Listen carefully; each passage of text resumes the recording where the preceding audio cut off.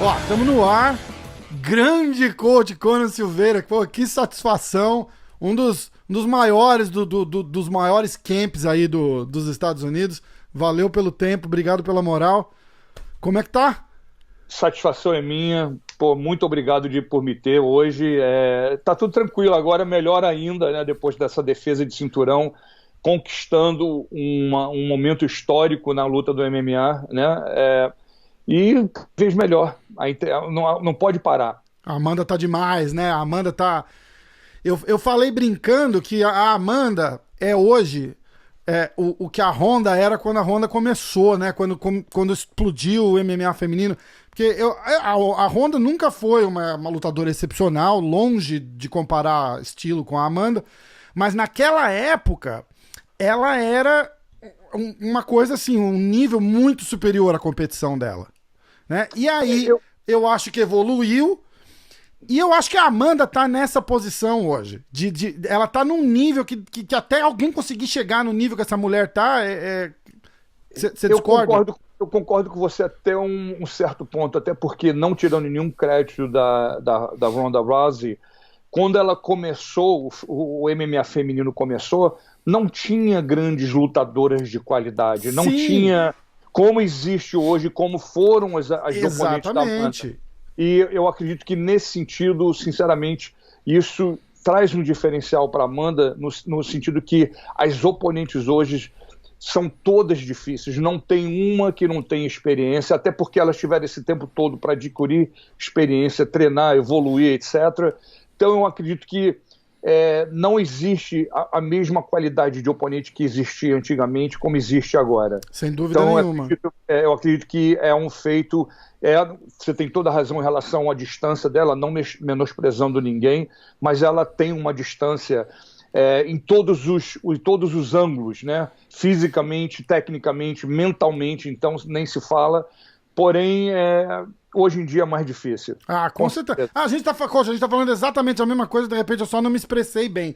Eu quis dizer que naquela época a Ronda era a melhor que tinha e a competição dela estava bem atrás. Aí, depois disso tudo, o MMA evoluiu, praticamente chegou no nível da Ronda, passou, e agora a Amanda tá aí só comparando fases, assim, né? Tipo, aí a gente tá falando a mesma coisa. Isso. Eu tô falando, vai demorar uns anos pra catch up com a Amanda e, pô, vai ter mais umas 10 defesas de cinturão aí, no mínimo. Tá? Com certeza ela traz com ela um grande diferencial, sem querer te interromper. Não. Porém, uma das coisas que eu canso de repetir, e na verdade eu não canso de repetir, eu fico até orgulhoso e satisfeito de repetir, é que ela, mesmo no nível que ela está, da distância que ela está, com um momento histórico que ela conseguiu chegar, onde ela conseguiu chegar, ela ainda é uma lutadora que está em evolução, ela ainda aprende.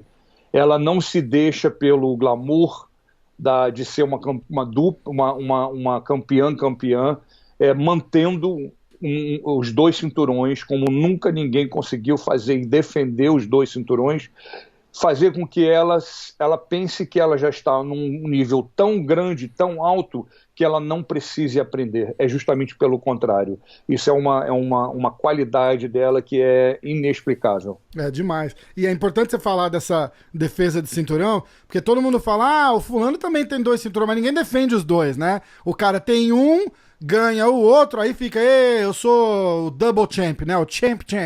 Mas eles não ficam ativos nas 2 categorias como ela, né? Talvez seja porque todo mundo acha que, para se tornar um campeão de 2 categorias, você tem somente que ganhar. Na verdade, o que faz a conquista de ser campeão é quando você defende o cinturão, não quando você ganha o cinturão. É na defesa que você se torna o campeão. Exatamente. E dizem aí, por aí, que a defesa é mais difícil que ganhar o cinturão, né? Com certeza. Vou dizer para você que até na categoria de 145, ela deveria, pelo fato da oponente quem era, ali devia ser consagrado ganhando e defesa ao mesmo tempo. Que, porra, a Cyborg é um oponente Nossa senhora, aquilo ali foi tem muito homem que não quer lutar aquilo contra ali ela. foi uma loucura. Aquela luta. A gente tava assistindo ao vivo a luta e aquilo foi uma loucura.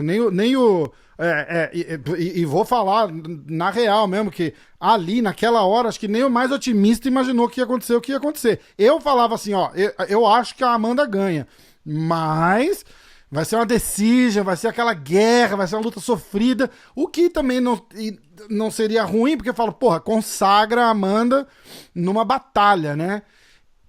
Mas o que aconteceu ali, nem o mais... Na verdade, existe uma história, um começo dessa história, né? E com certeza não tem nada a ver com a Cyborg, em sentido de que não foi diretamente para ela. Eu não sei se você sabe que aconteceu uma pequena... Ela não gostou muito quando eu, numa entrevista ao Combate, falei que a Amanda gostaria de lutar contra a campeã da luta entre ela e a Holly Holmes. Ah, eu não sabia disso. Existiu essa conversa dessa categoria de cima logo no começo, quando ela ganhou da Misha, que ela ganhou o primeiro cinturão na categoria 135. E a gente sempre teve sempre fez parte dos nossos planos de a gente perseguir essa categoria de cima. Logicamente, para baixo não tem mais como ela não tem como chegar lá no 125. Então sempre existiu, não é uma coisa nova, sempre a gente teve essa ambição de ir atrás desse cinturão, de fazer o que aconteceu. E numa entrevista ao Combate eu mencionei que eu gostaria muito de ver a Amanda com a campeã, porque ela já era campeã na categoria de baixo, ela tinha credencial, ela tinha o passe para entrar e lutar pelo cinturão com a campeã, quem ganhasse entre Cyborg e Holmes. Aham. E me pareceu muito que a Cyborg não gostou dessa declaração, ela não queria, na verdade, desde o começo, lutar contra a Amanda, né? Eu não sei pelo fato de ser brasileira, ou isso ou aquilo, mas, meu amigo, você está aqui para isso, esse é o teu trabalho. Pois é. Independente de quem seja, se você não tiver essa ambição, se você não tiver essa meta, você deve estar no trabalho errado. Às vezes. Pois tem é. que precisar procurar outra coisa. Te cortando, né? Que é a coisa mais chata do que tá acontecendo agora com o Durinho e com o Usman. Porra, mesmo Kemp, parceiro de treino, ambição é ambição. O Durinho já falou aqui, ele falou, porra, ele é meu amigo, mas amigos, negócios à parte, vai fazer o quê? Porque se você chegar para mim e falar assim, não, eu tenho só vontade de lutar, mas eu não tenho vontade de ganhar, alguma coisa está de errado. Sim, está no esporte porque errado. Eu acho que você está pensando na vida de uma maneira errada, não só no esporte, mas em qualquer outra coisa que você faça. Você tem que essa ambição tem que ser uma coisa natural e normal sua. Você quer ser o melhor podcast do mundo. Se você não tiver essa vontade, o que você está fazendo? É verdade. Você tá só de segundo. Segundo lugar para mim é igual 1000. Se você tirar em segundo e você tirar em 1000, da mesma coisa. Não ganhou, não interessa, né? Exatamente. Eu acho que você tem que ter esse drive. Você tem que ser psycho nessa tua maneira de pensar. Verdade. E é uma coisa que eu trago em mim muito. Eu penso dessa maneira. Eu quero ganhar todas as lutas. Eu quero ganhar todos os cinturões. Se você fala para mim, mas porra, quando tu tem campeã, você tem isso, não interessa. Eu quero, porra, que todo mundo, né? Seja campeão em todas as categorias. Você acha porque eu só tenho 1 ou 2 ou 3, os outros não interessam? Lógico que interessa. Eu acho que você tem que procurar por domínio e supremacia. É dessa maneira que se faz história. Não existe ninguém no mundo hoje em dia que se tornou uma lenda que não tenha agido dessa maneira. Você não, infelizmente, não tem como ter 5 campeões numa categoria. É um só. Então, essa foi, na verdade, o começo da história em relação a Cyborg e a luta com a Amanda, e tudo começou daí. Né? Começou, logicamente, o UFC adorou essa ideia, né, de trazer a Amanda para lutar com a Cyborg, e eu digo para você, sinceramente, eu acredito que eu não consiga passar de 0,5%, ou seja, nós tivemos contra nós 99,5% das mensagens, das ideias, do otimismo. Ninguém achou de forma alguma que a Amanda teria condições em nenhum aspecto físico, mental, técnico de ganhar da Cyborg. Eu não, logicamente, você vai falar, pô, mas tu é suspeito de você falar isso, você não pode dar uma opinião em relação a ela, você tem uma afinidade com ela, mas eu nunca tive dúvida nenhuma. Eu sabia, eu não vou dizer para você dos 51 segundos. Era isso que eu tava falando. Eu não tenho condições para você de falar para você que eu sabia que no primeiro round, nos 51 segundos, ela ia acontecer isso. Mas eu afirmo para você com toda certeza e com toda humildade, eu sabia que aquela noite nós iríamos sair dali com o cinturão. Em qualquer momento, que fosse no primeiro, que fosse no segundo, no terceiro, quarto ou no quinto, iria acontecer. Exatamente, eu também estava achando que a Amanda ganhava, porque eu gosto muito de olhar. Eu não sou expert em luta, mas eu gosto muito de olhar os fatores em volta. Assim, a Cyborg teve sempre uma péssima assessoria, vamos falar a real, tanto que foi o que tirou ela do UFC.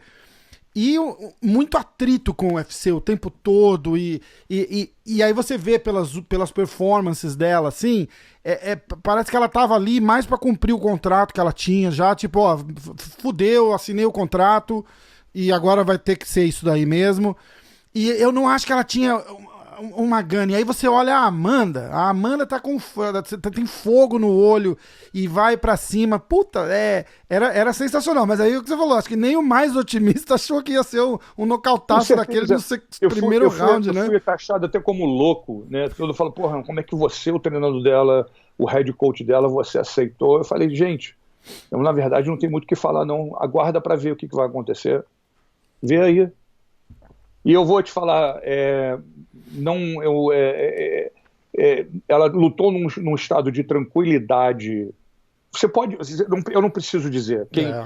Quem tem condições de ter uma leitura de luta, de assistir e ver, você vê que ela não se transtornou por um segundo porque a Cyborg estava do outro lado. Eu acredito que foi uma das coisas que a Cyborg, na verdade, apostou as fichas dela. Na hora que ela estiver de frente para mim dentro do cage, ela vai se tremer.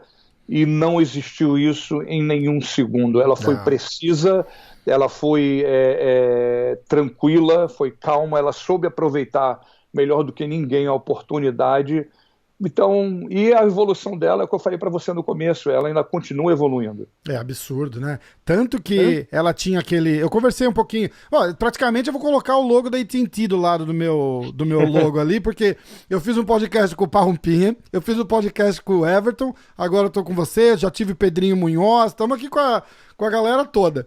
Luta agora dia 15 de julho contra Frank Edgar. Pois é, e que card. E a... Como é que chama?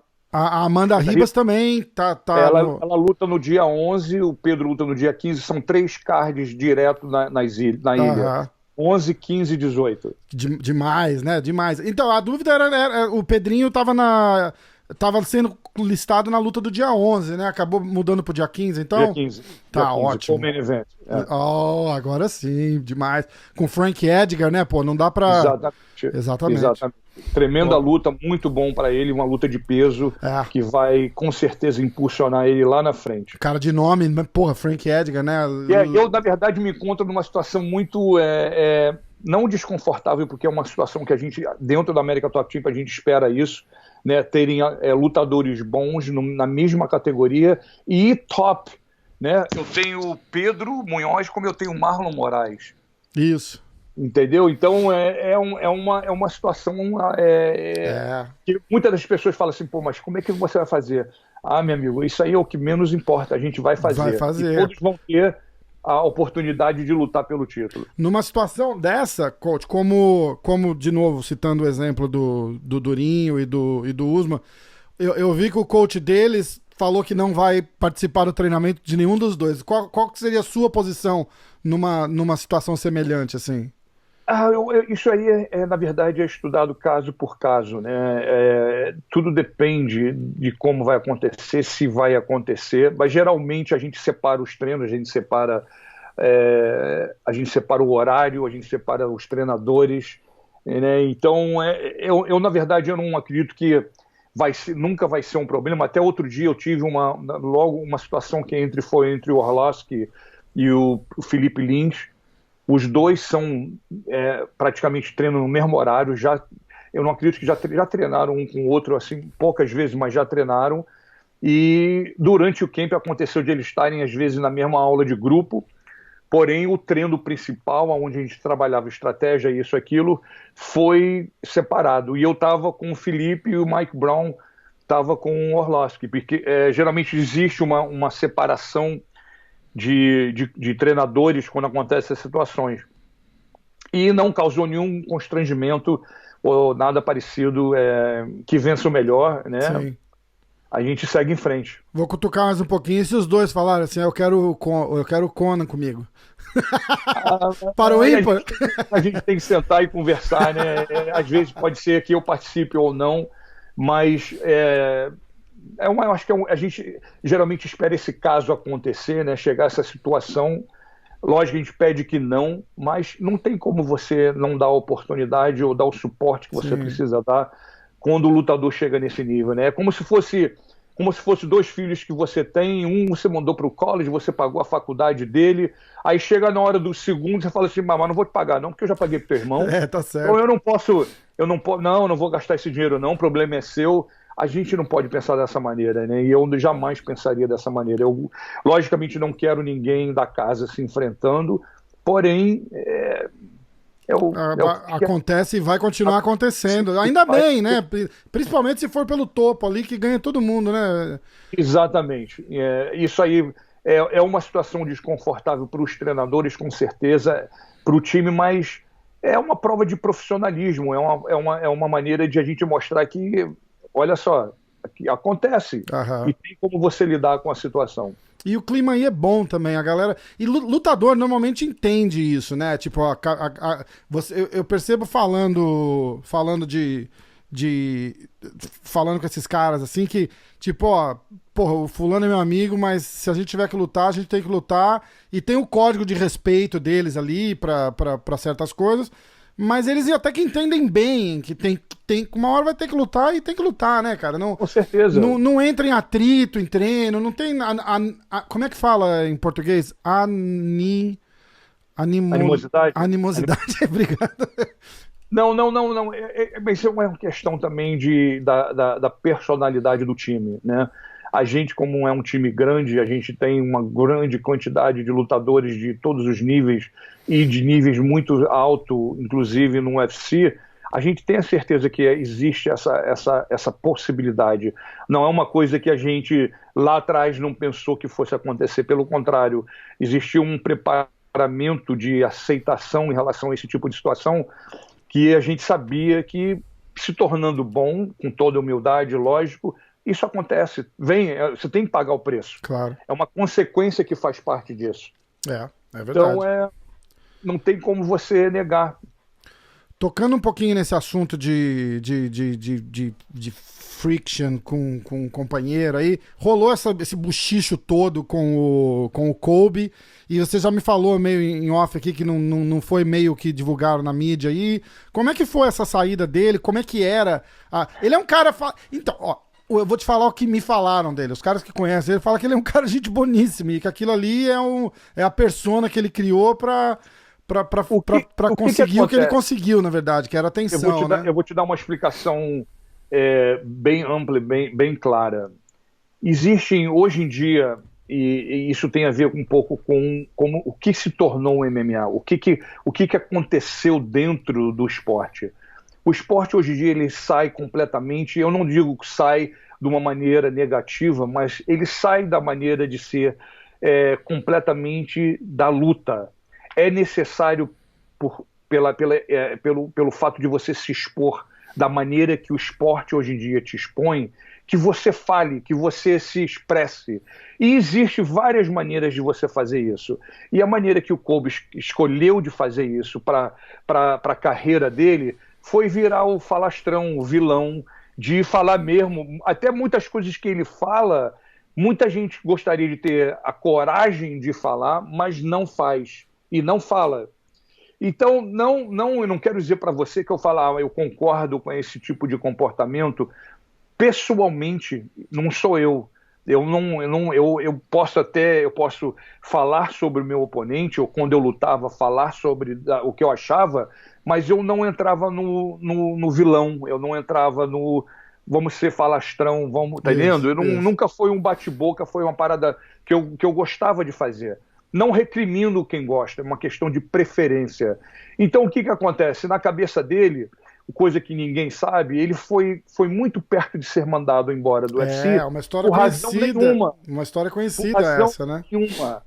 Eu não sei se as pessoas têm noção, mas tem imagens dele com cartaz na rua, porra, pedindo luta por comida. Eu luto por comida. Ou seja, Caraca. ele estava muito perto de ser mandado embora. E a única maneira, não sei se foi a inteligente ou foi a ignorante, foi de ele entrar de volta, ser trazido de volta para o meio da luta, para a mídia, através da falação.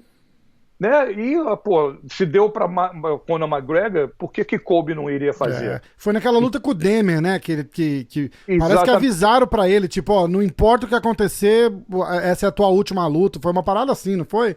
Exatamente. Então ele estava, e ele não é como um lutador em sentido técnico, ele não é ruim de forma alguma. Não, muito Só que o UFC não queria trazer um wrestler que não falasse nada, que fosse outro cara que fosse agarrar, botar para baixo. Então eu falo, meu amigo, é comida sem sal e sem pimenta, não tem nada que você esteja apresentando. Então ele, na verdade, por uma opção de manter o emprego, que isso aí tem que ser claro, ele falou, meu amigo, a única maneira de eu ser diferente de todo mundo é quando eu, na verdade, toco no ego dos outros. Mais uma vez, eu não acho, não é uma parada que eu concorde, é contra a minha opinião pessoal. E você fala, pô, mas é contra a tua opinião pessoal, mas você era o treinador dele. Sim, não tem nada tem uma coisa a ver com a outra. Eu não sou o pai dele, não sou eu que tenho que chegar para ele, bater na mão dele e falar, não fala isso não. Entendeu? Logicamente que uma das razões que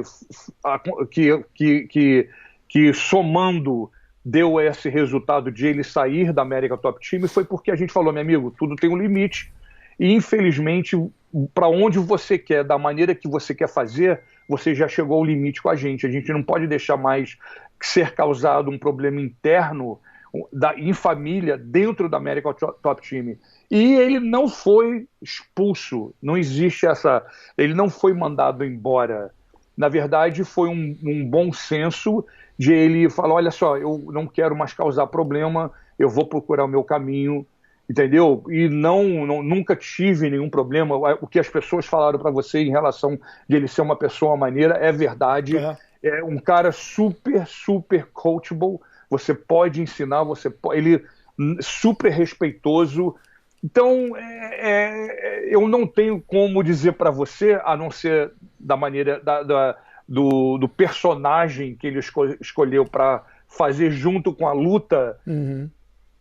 É uma situação, tem gente que fala, tem gente que não. Eu sempre aconselho os meus lutadores a entenderem que não é uma questão sua, é uma questão da onde o esporte chegou. Se você não aproveitar os 15 minutos e fizer um eco depois daquela luta inacreditável, depois daquele nocaute, depois daquele treino, depois desse sacrifício todo que você pôs, você vai ser um sobrevivente de 15 ou 25 minutos. E acabou. Se você almeja alguma coisa a mais do que isso, é necessário, porque o esporte chegou nesse nível de mídia, que a mídia é um ponto muito forte nisso tudo, que você tem que botar a tua voz, você tem que se expressar. Eu sou de acordo que as pessoas querem saber do lutador, eles querem saber o que você faz, o que você come, como você dorme, etc, etc. E eu acho super importante que isso é uma maneira de você motivar as pessoas, ser um exemplo para as pessoas. Então, não foi mandado embora. Boa. Boa. Mas era mais ou menos, foi mais um acordo de cavalheiros ali, né? Tipo, ó, bicho. Na verdade, eu não sou nem chegar ao acordo, né? Foi uma questão, como eu disse antes, de bom senso, né? Ele mesmo reconheceu que para ele continuar da maneira que ele queria fazer, isso não seria possível fazer como parte do time. Entendeu? Então... é interessante o que você falou desse... O cara tem que falar, o cara tem que expor as ideias e tal, mas também é interessante a pessoa fazer de forma natural, de acordo com a personalidade de cada um, né? O Kobe, por exemplo, não soa forçado, né? Mas aí tem... Porque isso não é uma tarefa fácil também, né? Você pegar o microfone e querer tirar sarro. Pô, o Conor, tirando as vezes que ele passa do limite, bravo... Mas ele é sarrista, tem uns lances geniais ali, né? Aquela história da calcinha vermelha, você lembra? Eu acho ele cômico, É. Mas ele trouxe uma moda para a luta que ele soube aproveitar. Como você disse, quando ele não passa dos limites, eu acho que é inteligente, apesar de que é exatamente o seguinte, tem gente que gosta de música clássica, tem gente que gosta de rock. Não quer dizer que um ou outro é ruim, ou é pior, ou é melhor. É questão de gosto. É. Eu posso escutar os dois, posso às vezes escutar mais um do que o outro, mas eu não vou julgar e achar que eu não escuto música clássica, então eu acho que essa não é a questão. Ele soube aproveitar essa moda, ele soube, eu até acredito que um pouco de criar um pouco mais essa moda, como o Chael Sonnen fazia antes, né? E mesmo assim é diferente, porque o Chael Sonnen já era mais charlatão, você meio que percebia que ele tava de sacanagem, né? Tipo, o Conor McGregor, ele, na verdade, ele conseguiu mostrar uma inteligência de pergunta e resposta, de maneiras e palavras certas no momento certo, que mostrou que o lutador é inteligente. E isso foi uma coisa que ele conseguiu, né? Ele é um cara que pensa rápido, ele é um cara que responde rápido. E eu acho que isso é muito importante. Eu acho que a luta não deveria ser vista há muito tempo como luta, como esporte, sim como uma ciência. É uma ciência, não é mais um esporte. A gente já ultrapassou essa fase há muito tempo. É uma questão de estudo, é uma questão de inteligência, é uma questão de autoconhecimento. E aí vai para onde você quer ir. E é exatamente nesse ponto, né? O Conor ganha a luta sem lutar praticamente, né? Aquela luta com o Aldo é o maior exemplo de tirar alguém do sério, de um cara do nível do Aldo, tirar o cara do sério de um jeito que deixa um cara com toda aquela experiência cego na hora de lutar com ele, de tanta raiva, né, que o cara passou. E foi o contrário com o Khabib, né? O Khabib se alimentou daquela raiva e Mas explodiu. Você sabe o que eu chamo disso? Eu chamo isso de permissão. É uma comparação que eu sempre faço, que não é só no sentido de luta, né? Em sentido de vida. As coisas que te incomodam só te incomodam porque você permite que elas te incomodem, ainda mais vindo de outra pessoa. Então, se eu falar alguma coisa para você que vai te incomodar e você mostrar o efeito disso, é porque, na verdade, você me permitiu que eu te incomodasse. E é o perfeito exemplo, como você disse, entre o Aldo e o Khabib. O Khabib falou, meu amigo, isso é o que essa é a sua opinião. Você fala o que você quiser. Quem tem boca, fala. O Aldo já entrou na pilha, ele já ruminou, ele mastigou, ele entrou naquela eu vou te matar e você não vai matar ninguém, completamente te destabiliza, você perde o controle de você e é o que aconteceu.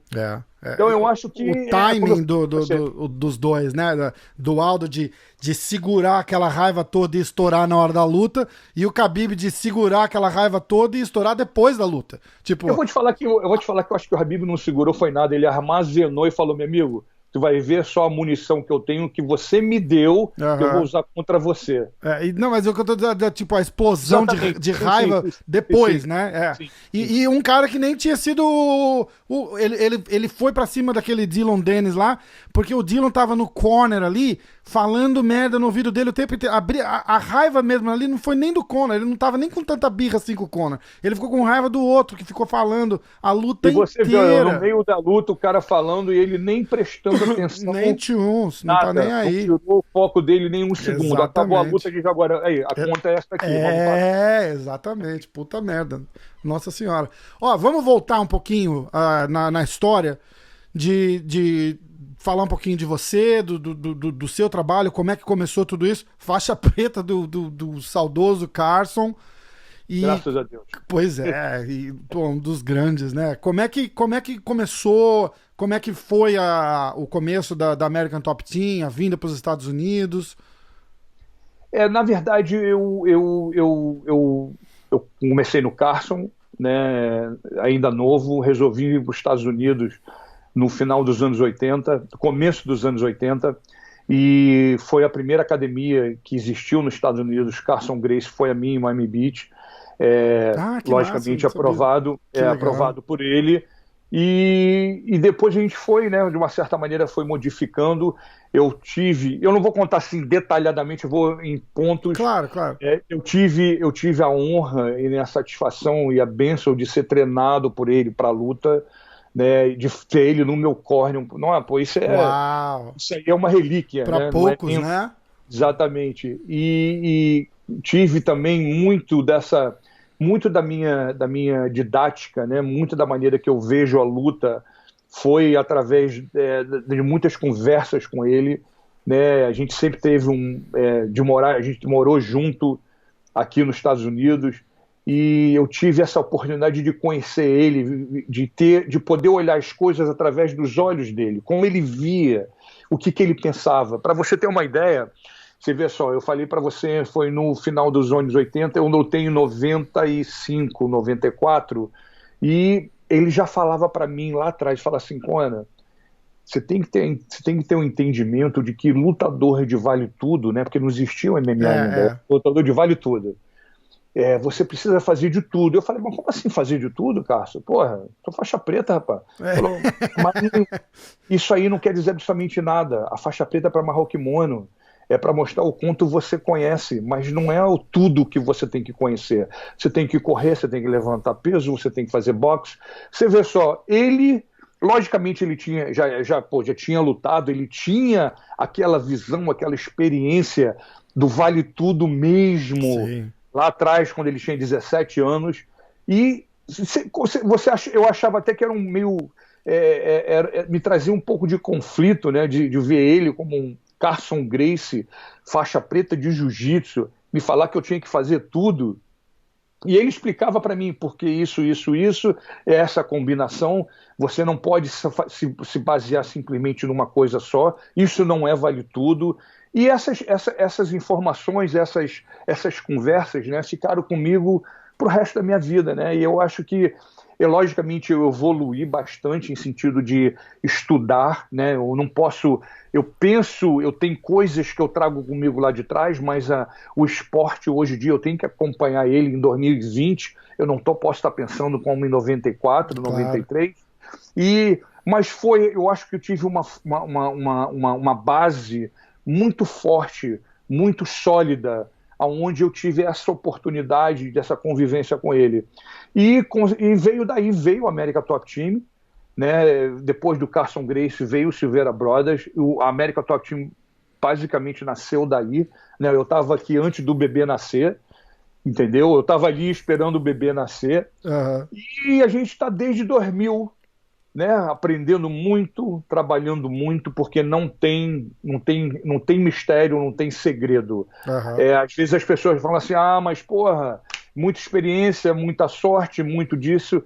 Não, é mentira. É você bater, é você ficar que nem água. Então tu bate até que fura. Você tem que bater, tem que insistir. E uma das coisas que eu acredito muito que seja o nosso diferencial da America Top Team é essa insistência, né? Porque não pense você que a gente já teve milhares de vezes quase tocando, mas chegava na hora, desmoronava tudo. Quase chegando lá e a gente não conseguia chegar. Então, é insistência, é você ter a ambição, é você ter vontade, é você acreditar em você, na capacidade, ter uma boa estrutura, ter a cabeça aberta de mudar todos os dias o que for necessário, porque muitas das pessoas pensam que a gente tem alguma fórmula. A nossa fórmula principal é mudar aquilo que não está dando certo, pesquisar e estudar, comunicar, é uma coisa principal, dentro do time é você ter uma comunicação com os outros coaches, entre coaches, Isso. e tem que existir isso, e como eu persistir, é você estar ali sempre, O Everton falou muito disso, da comunicação entre todos os coaches, e isso faz assim, praticamente a fórmula a fórmula secreta, que não é secreta, da história, porque se você parar pra pensar, vamos supor, eu vejo o pessoal do Renzo aqui, que é onde eu tô mais próximo, o cara vai de manhã, 7 horas da manhã lá, faz um jiu-jitsu, aí ele pega o carro, vai para outro lugar, faz a preparação física, sai da preparação física, vai para outro lugar, faz um box, e aí saiu do box, volta e faz um outro treino de jiu-jitsu à tarde. Tá bom? Legal. Ele passou por 4 treinadores e nenhum, ele deve se conhecer, mas nenhum falou com o outro. Ó, o fulano tá bem hoje, o fulano não tá bem hoje. Ó, ele tá no sparring, ele tá mexendo a perna esquerda pro lado errado, faz ele puxar aqui, ou não tá forçando tanto, tá com uma lesão. E isso é uma coisa importantíssima, porque um dando feedback, o outro consegue ajustar, e ajusta o outro, e quem ganha é o atleta, né, pô? Com certeza. Traduzindo essa tua situação para uma coisa mais fácil de todo mundo entender, é como se você tivesse uma orquestra, e cada pessoa toca um instrumento, mas todo mundo treina separado. Como é que você acha que essa orquestra vai funcionar quando você juntar todo mundo? Exatamente. Cada um vai tocar uma nota, cada um vai tocar um tom, cada um vai tocar de uma maneira. É necessário, deixa eu refazer isso, não é que seja necessário, é super necessário que exista essa sincronia. Essa harmonia mais ainda entre eles. Eu não sei se... Eu acredito que dê para fazer se todo mundo estiver trabalhando em função do lutador, mesmo fazendo treinos separados, eles poderiam estar de uma certa maneira chegando junto em algum ponto. Mas eu concordo plenamente com você, com certeza é um diferencial que a gente tem. Tudo se faz dentro do mesmo lugar. E tudo do melhor, né, coach? Tem que lembrar disso, a qualidade. Isso, acrescentando, o treinador, o Everton, ele conversa com o treinador de wrestling, ele conversa com o treinador de strike, ele conversa com o Parrupinha, do treinador de jiu-jitsu, e todo mundo tem uma noção de o que está acontecendo com aquela única pessoa. Isso. Não somente isso nessa comunicação, mas eu desenvolvi um programa em sentido de que a gente tem um coordenador, um coach escolhido pelo lutador, é o coach-chefe dele quando ele está em camp. Ou seja, quando ele está treinando, está se preparando para a luta, existe um coach, que pode ser eu, pode ser o Parrupa, pode ser qualquer outro coach, que vai ser a pessoa que vai liderar aquele camp. Entendi. Ele é o ponto de comunicação entre o lutador e os outros coaches. Para o lutador não tem que chegar, eu tenho que falar com o Zezinho, com o Luizinho, com o Guinho. Não, Entendi. não. Ele fala com o cara dele, o principal. Esse é o que arma o treino, é o que arma os parceiros de treino, faz o schedule dele. Ou seja, a gente encurtou a burocracia e alongou a comunicação. Demais isso. E parte de estratégia, assistir luta, ainda rola? Você assiste luta Com certeza, mano. Isso aí é parte há anos que a gente faz. Logicamente, eu não vou dizer para você que tudo é baseado naquilo que a gente vê, né? A gente tira características dos oponentes, geralmente o que eles gostam de fazer, mas não é a única preocupação que a gente tem. Existem pontos que são somados durante o camp que você vai aplicar, né? E existem alguns segredos que a gente faz aí, algumas coisas de laboratório, porque por incrível que pareça, por isso que eu falei para você, é uma ciência. É como se a gente entrasse no laboratório e a gente fosse criar uma fórmula para esse lutador, para essa luta, para esse oponente, o que a gente acha que ele tem que, durante o tempo de treinamento, fazer. Eu tenho um amigo que é coach lá no Jacksons, o Brandon Gibson, e ele tava me explicando isso. Ele fala, a gente assiste luta, não é pra ver o que o cara faz ou o que ele deixa de fazer, porque ele muda, o cara evolui também, né? Mas a gente vê o tipo cacuete, né, que chama. A gente vê os cacuetes do cara, os traps que ele arma. Eu chamo de assinatura. Eu chamo já que é o tipo de característica assinatura que ele apresenta. Isso, porque tem coisa que não muda, né? Tipo, ele bota o pé esquerdo daquele jeito, é porque ele vai vir com o direto de esquerda, e isso não muda. O cara pode evoluir o que for, que ele tá na raiz do lutador ali, né? E até te contando um segredo, eu às vezes vou até além de um pouquinho de assistir luta, né? Eu assisto entrevista, eu vejo como ele fala, como ele responde, qual é o reflexo dele, qual é o tempo de raciocínio, como é que ele usa, qual é o comportamento de corpo dele, o que ele faz, como é que ele se mexe. Essas coisas todas têm muito a ver quem é você. E quanto mais eu te conhecer, melhor para mim. É muito legal. Deve ser e a satisfação de estar ali do lado do Cage junto com o atleta e vendo, né, o que você falou funcionar, pô, não deve ter preço uma parada dessa. Eu vou te dar um exemplo, vou te contar um segredo, vou te dar um exemplo de um lutador, eu vou deixar só nele. Quando o Marreta... Caraca, é verdade, a gente não falou do Marreta também, né? A lista não acaba, né, mestre? Puta merda. Quando eu não sabia que o Marreta ia ser dado a ele a oportunidade de lutar contra o John Jones. 2 lutas atrás dessas, se eu não me engano, ele lutou com o Jimmy, foi o Jimmy, o inglês foi, e depois lutou contra o polonês. Eu consigo ver aqui. Isso, que lutou com o Jacaré, inclusive, não é? Exatamente. Eu esqueci o nome dele. Blachowicz. Blachowicz. Isso. Então, quando ele lutou contra o Jimmy, que foram, como eu disse para você, 2 lutas antes da gente ter a ideia se ele ia ser agraciado com a oportunidade de lutar contra o John Jones, eu cheguei para eu tenho um aluno aqui, um membro da academia, que ele é de jiu-jitsu, mas ele tem uma cor de pele, se você comparar ele com o Jones, ele parece ser irmão do John Jones, mas não sabe absolutamente nada de strike. Eu cheguei para ele nessa luta, absolutamente nada, muito bom de jiu-jitsu, mas nada de strike. Eu cheguei para ele e como a gente é amigo, eu falei, olha só, eu preciso que você me faça um favor. Lógico, coach, eu falei, eu preciso que você comece a assistir John Jones. Sinceramente, eu não sabia se ia acontecer ou não, mas eu tinha... Você sabe quando é que você vê que vai acontecer? Alguma coisa está te dizendo que isso está vindo no teu caminho. Então eu cheguei e falei, começa a assistir, eu quero que você pegue os trejeitos dele, esse braço comprido, essa maneira de se mexer, esse tom, essa maneira de dançar. E comecei a insistir e não falei nada para ninguém. Aí passou a luta do Jimmy, passou a luta do Blachowicz, foi dado para ele a oportunidade de lutar contra o John Jones. Durante o camp, durante as 6 semanas ou 7 semanas que ele estava aqui, eu pegava esse aluno, que é exatamente, inclusive o nome dele, eu mudei para Jones, não tem nada a ver. Aí eu chegava e pegava ele e falei assim, ô Marreta, eu quero que você vá para o cage e a gente vai fazer um exercício bem... Eu posso te interromper um pouquinho? Eu no meu podcast com o Marreta contou isso.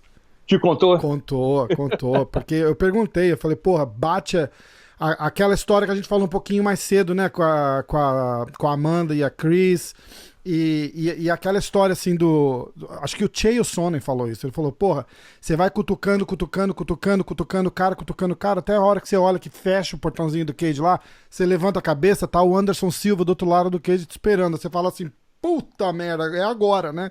E aí o Chael falou isso, ele falou assim, pô, você vê o cara lá, a lenda, né, na tua frente, e você sente a pressão. A pergunta foi essa, eu falei, bicho, você sentiu a pressão de ver o Jones lá? Porque, porra, é o alvo da categoria, é o alvo dele quando mudou de categoria, então chegou lá, você olha e fala assim, puta que pariu, é agora, né? Tipo, é agora que eu vou enfrentar a fera. E aí ele contou isso, ele falou, não, parte do treinamento foi a visualização. Diz que o cara entrava no cage igual ele e o caramba, continua. E fazia exatamente todas as coisas. E olha que eu não botei o Marreta para trocar porrada com ele, não. Era questão de criar uma identificação.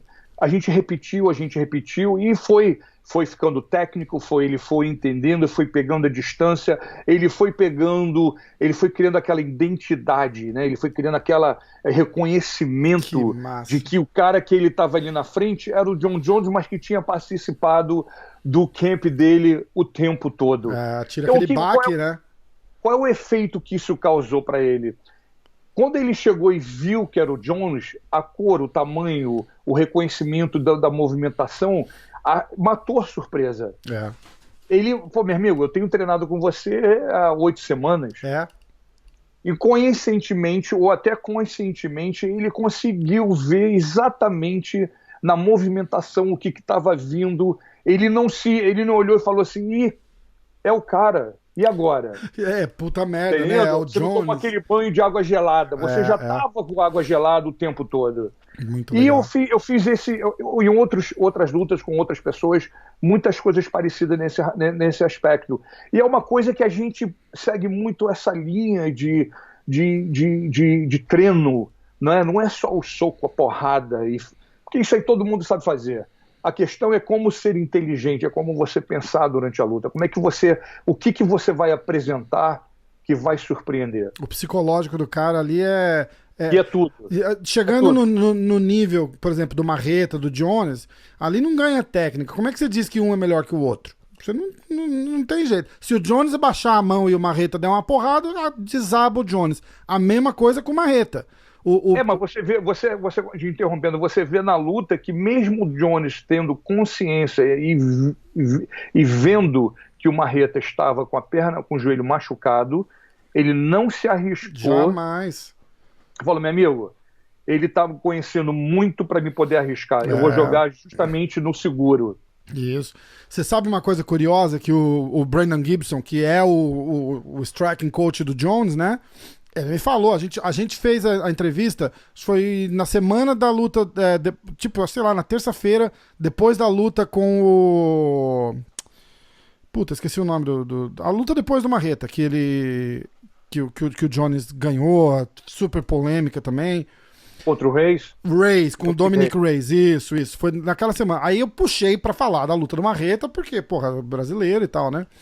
E aí ele falou assim, olha, tem uma coisa que eu queria deixar muito clara, que é a galera gosta de falar que o Jones não... se o cara não é de muita relevância pro Jones, ele não leva tão a sério. Ele falou, bicho, isso é a maior mentira que falam.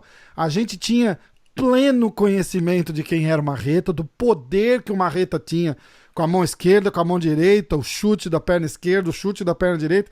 Falou, o Jones estava com o red alert dele ali ligado 100% do tempo, senão ele perde aquela luta. E é legal o cara falar isso. Porra, todo mundo tem que lembrar, porque esfriou, né? Porque ele fez aquela outra luta com o Dominic Reis, aí todo mundo ficou falando, tinha que ter uma revanche daquela, aí meio que esfriou a revanche com o Marreta, e até acho que por causa da lesão do Marreta também, um ano fora, né? Mas, cara, você tem que lembrar que o Marreta perdeu aquela luta, decisão dividida, sem as duas pernas, praticamente, né? Eu vou dizer pra você, mais uma vez, suspeito a dar minha opinião, mas eu não acho que o Marreta perdeu. Eu não acho que... Eu até poderia aceitar um empate, mas eu não acho que ele perdeu. Entendeu? Aí a gente entra num outro, né? Não vamos entrar, mas eu... Não, vamos entrar. Pelo meu ponto de vista técnico de assistir a luta, eu não achei que... Talvez eu possa até entender que aconteceu da maneira que aconteceu, pelo Jones ser o campeão e ter a vantagem de ser o campeão, concordo plenamente, mas em sentido de luta e pontuação, eu não acredito que o Jones tenha ganhado. Eu sou muito eu tenho um ponto de vista que eu sempre forço e falo, é o visual pra quem tá julgando a luta ali, o cara estando visivelmente machucado, que foi o caso do Marreta ali, aquela andada que falha a perna e tal, não sei o quê, o Zé que tá marcando a luta ali fala, ih, olha, o cara tá muito machucado, o Jones ganhou esse round, e isso conta muito. Saindo um pouco da história do Jones e do Marreta, a própria Johanna, eu acredito que se não tivesse aquele calombo desse tamanho na cabeça dela naquela luta com a chinesa, a decisão ia ser ou dividida ou ia rolar uma polêmica maior ali. Mas ela estava visualmente tão afetada pela adversária que os caras falam, nossa, ó, tá dando uma surra lá. Eles meio que esquecem de jogar. Isso tá acontecendo muito.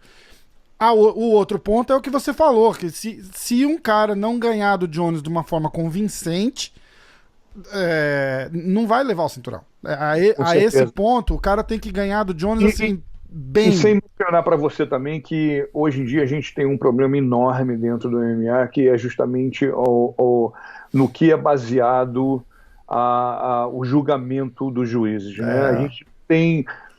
A gente não tem eu acredito que a gente sofre muito por uma falta de informação, eu não sei de suporte, eu não sei se de estudo, eu não sei nem te dizer como eu poderia pôr isso, mas é uma coisa que é completamente prejudicial ao atleta. Né? A gente vê lutas que você fala, meu amigo, eles devem ter levantado e devem ter ido para o banheiro e devem pegam só aqueles 30 segundos Pois é. e baseado naqueles 30 segundos eles deram a luta para a pessoa errada. Eu não sei, é uma coisa que a gente, infelizmente, hoje ainda sofre, né? Que não era mais para acontecer isso. Eu acredito que todos os juízes, árbitros, né? Eu até acho que os árbitros têm uns que são sensacionais. Logicamente, todo mundo erra. Sim, mas isso é normal. Mas entendendo? Porém, eu acho que os juízes, quando se trata de decisão, hoje em dia me causa medo. Eu tenho medo. É verdade. Entendeu? Eu tenho medo de ter feito uma boa luta, tenho medo de estar pensando que eu ganhei, ter condições de ter ganho, ter mostrado isso e ter a decepção de ter a opinião do juiz completamente pontuada e errada. Então, é o que todo mundo diz, né? Não deixa a decisão na mão do juiz, né? Ou o que é um absurdo, porque se for para a mão do juiz, devia ser a decisão certa também. Salvo erros humanos. Tem que entender, tem luta. Você pega essa luta do Dominic Reyes, eu assisti essa luta, sei lá, 8 vezes. Eu não vi o Jones perder aquela luta. O que os caras... O que a galera tem que entender é assim, ó, o juiz tá sentado ali do lado do cage, não é bom assistir a luta do lado do cage. Ele não tem uma visão ampla. Ele devia estar sentado no canto, fora dali, talvez, vendo a luta pela televisão. O melhor lugar que tem pra ver o UFC é de casa da televisão. Né? Você tem todos os ângulos, porra, tem replay, você vê se pegou, se não pegou. E mesmo assim a gente às vezes tem que assistir de novo pra ver. Então você imagina o cara ali tendo que fazer aquela decisão na luta que ele tá vendo de um ângulo só, de uma perspectiva só, e ele fala, porra, agora eu tenho que escolher um cara que ganhou. Não vê. E fora o ângulo, como você disse, né, a gente tem que também chegar, antes disso, no conhecimento. O que ele entende de MMA? Da onde que ele veio? O que faz ele ser credenciado? Qual que é o background do cara, né? O que ele entende de MMA? Não tô falando pra você falar, pô, mas o cara sabe boxe. Mas o MMA não é boxe. Nada a ver. O MMA não é só taekwondo, o MMA não é só muay thai, não é kickbox.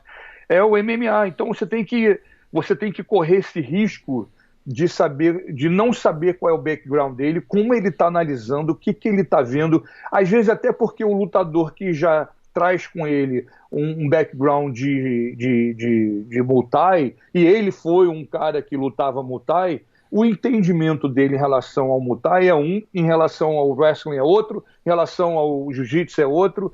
Então, te dá uma desvantagem muito grande quando você não tem todo mundo no mesmo plano, entendeu? Eu acho que todo mundo deveria ser obrigação, e às vezes eu me pergunto, né, até porque eu já tive uma conversa dessa com o Big John, eu falei, pô, Big John, nossa, como é que você saudade, né? Você é um dos caras que, é pioneiro, né? Aliás, você é pioneiro, nessa porra, né? E você nunca fez nada, e falou, pô, Conan, eu já tentei de tudo, eu já ofereci curso de graça, e as pessoas não aparecem, eles não acham que tem necessidade de você ter um estudo maior, um conhecimento maior.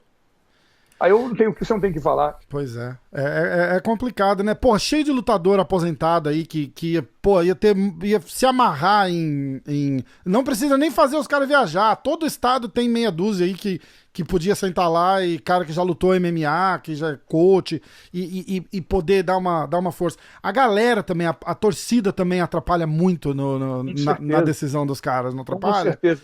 Você vê, tem um juiz que veio de lutador, virou treinador e faz parte da comissão atlética, acho que de Nova Jersey, é o Ricardo Almeida, o cachorrão. O Ricardo Almeida, mas acho que ele não faz mais também, né? Ele se cadastrou como juiz, mas ele não pratica mais também. Eu acho que eu já vi ele em umas 2 lutas, se eu não me engano. Eu não vi mais do que isso também, não. Mas aí você vê, é um cara que tem uma noção maior, tem uma noção melhor, entendeu? Ele sabe fluentemente cada situação, cada departamento, cada língua que está acontecendo dentro do cage. Eu acho que não necessariamente você precisa ser um lutador, você precisa ser um treinador, mas com certeza você teria que ter um estudo, você teria que ter seguir um padrão, uma fórmula, ter uma direção para você ter entendimento maior. Porque vai muito, mesmo o cara que segue a regra ali no papel bonitinho, vai muito de interpretação também, né? Pô, um takedown. Pô, takedown. Tem takedown e tem takedown. Você botar o cara de bunda no chão e o cara levantar, não devia ser considerado um takedown, não, porra. não. Entendeu? Mas ali na hora você não sabe se vai contar ou não. É complicado. E a gente já viu todos os tipos de especulações, né? Essa da história do tira os juízes da arena, bota eles numa cabine lá atrás, assistindo pela televisão, cabine sem som, pra não ouvir torcida, não ouvir nada. Eu achava válido, pelo menos a alternativa, a opção, né? De tentar mudar, entendeu? Como é que eu ia falar? Sei lá, botar o ponto na frente ali pra galera ver o que tá acontecendo, o lutador também. Você acha que isso estraga, atrapalha? Não, eu acho que de repente eu acho que é justamente tem que ser baseado no que você conhece, entendeu? Eu acho que tem que ser dessa. Não é, eu acredito que numa luta polêmica deveria ter o tempo de você ir para uma televisão, como eles fazem no futebol, entendeu? E sem punimento, né? Porque de repente tem alguém assistindo, uma parte de juízes, eu não sei, 1 ou 2 ou 3 juízes assistindo dentro de uma cabine, independente dos juízes em volta do cage. Também. Eu acho que isso aí é uma coisa que deveria existir uma segunda opinião. Não, olha só, gente, a gente viu dessa maneira, vem aqui, vamos ver, entendeu? Eu acho que enquanto não se entender que é necessário uma mudança drástica nessa parte do MMA, aí, pô, isso causa uma decepção, causa um transtorno muito grande. O sacrifício e quanto você põe para se apresentar naqueles 15, 25 minutos é muito, ainda mais quando você é julgado de uma maneira errada. Então, meu amigo, você volta para casa, é pior do que você tomar um nocaute, praticamente, né? Dizendo assim, é melhor você tomar um nocaute, apagar, ser carregado, apagou, pegou, é isso mesmo, dormiu. Acontece, né? Então, agora, você tenha certeza que você bateu, que você marcou, você pontuou, aí você sabe, dentro de você sabe o que você fez.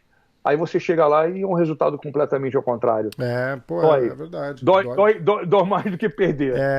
Dói demais. De uma outra maneira, dói mais do que perder mesmo. É verdade. É terrível. Como é que tá a Joana agora? Eu chamo Joana, mas é Johanna, e o sobrenome dela eu desisti de tentar falar já. Nem eu sei. Muito bom. Eu falo, o sobrenome dela são 15 consoantes e uma vogal. Não dá pra falar. Se não for mais, né? É verdade. É uma frase. Quanto tempo ela tá na American Top Team? Desde que ela entrou no UFC ou ela foi depois? Não. Eu acho que ela veio pra gente, ela tinha ela ganhou o cinturão, defendeu o cinturão, acho que na terceira luta ela veio pra gente. Foi antes de quando ela perdeu pra Rose, ela já estava na American Top Team?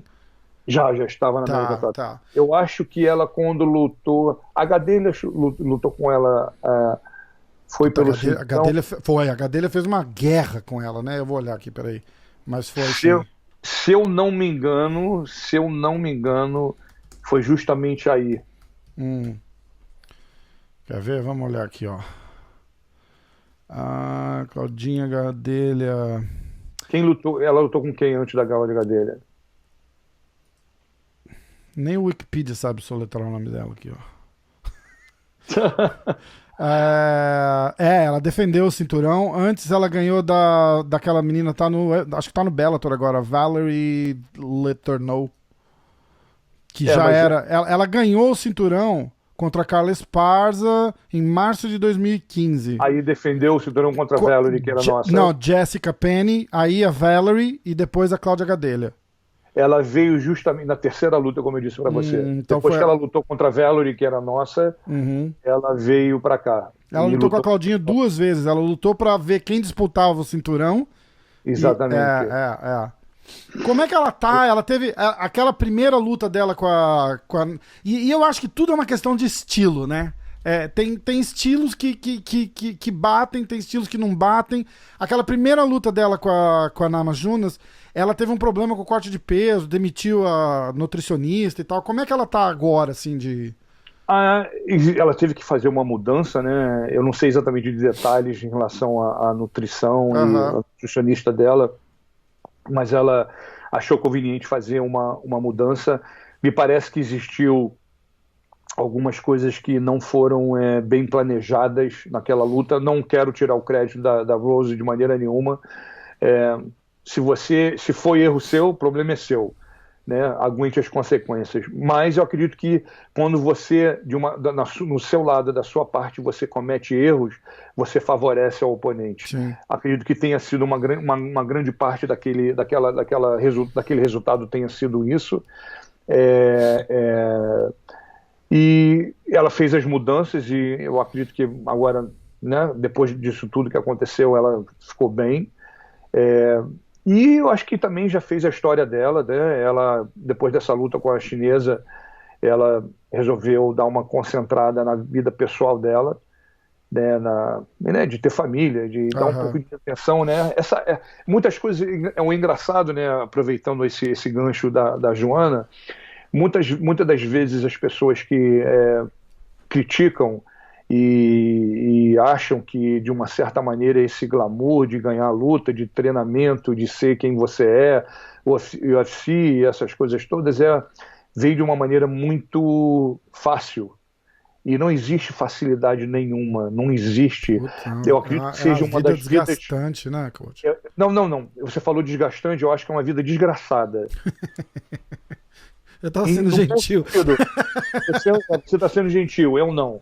Eu acredito que é uma vida de sacrifício. Uma das coisas que eu falo pro pessoal que está chegando, né, quando eu tenho a oportunidade de ter um contato com eles, é falar, olha só, no MMA existe 5 regras. 5 regras. Que você tem que ter consciência de que você tem que seguir essas regras todos os dias. Regra número 1, sacrifício. Regra número 2, sacrifício. Regra número 3, sacrifício. 4 e 5, sacrifício. Se você tem consciência disso, é possível que você vai chegar a algum lugar. Não estou afirmando que você vai, mas que você vai, pelo menos, vai ter a oportunidade de tentar. E o que eu quero dizer com isso é que atrás desse 15, 25 minutos, existe uma grande quantidade de que você não dá sua vida, você dá sua alma. Praticamente vem da alma, não vem da vida.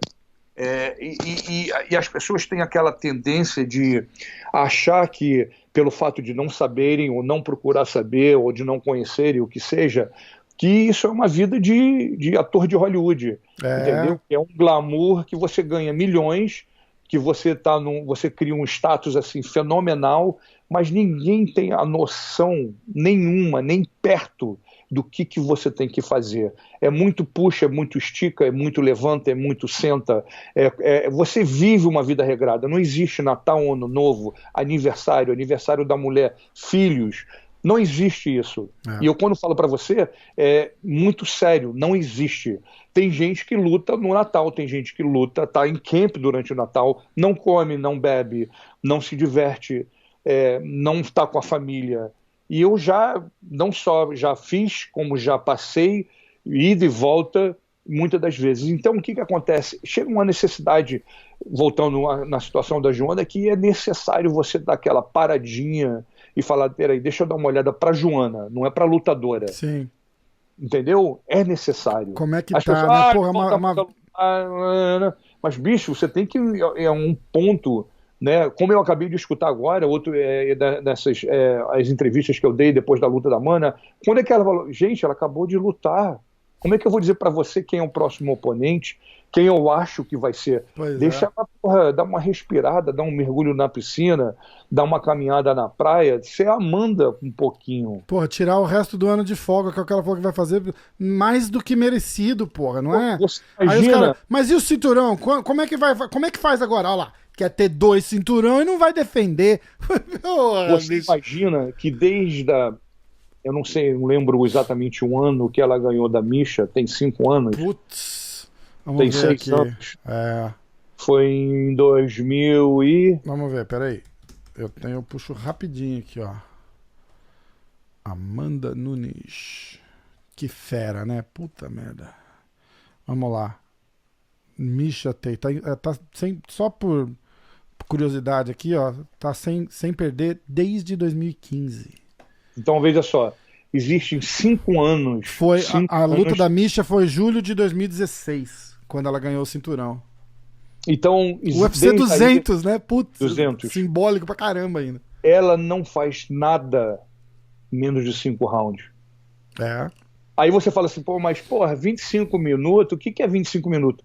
As pessoas não têm a mínima noção Não. que você tem que, o teu performance, você tem o teu estado físico, o teu estado mental, o teu estado, qualquer outro tipo de estado tem que estar para você fazer um performance de 25 minutos no pau. Você acha que senta um minuto ali, dá para você, na verdade, dar aquela refrescada, encher aquele pulmão de ar e você fala, tô bem, vamos cair para dentro? Você tem que estar num condicionamento físico, você tem que estar numa saúde, você tem que estar numa saúde em todos os cantos, mental, física, emocional, que é completamente diferenciada de um ser humano. E a não ser que você volte pro começo dos anos 90, lá, quando os sparring era pra matar ou morrer, não tem sparring hoje que consiga replicar com fidelidade o que é 5 minutos de uma disputa de cinturão. Porque a pessoa que tá ali lutando contra a Amanda, ela lutou a vida inteira pra estar ali lutando contra a Amanda pelo cinturão.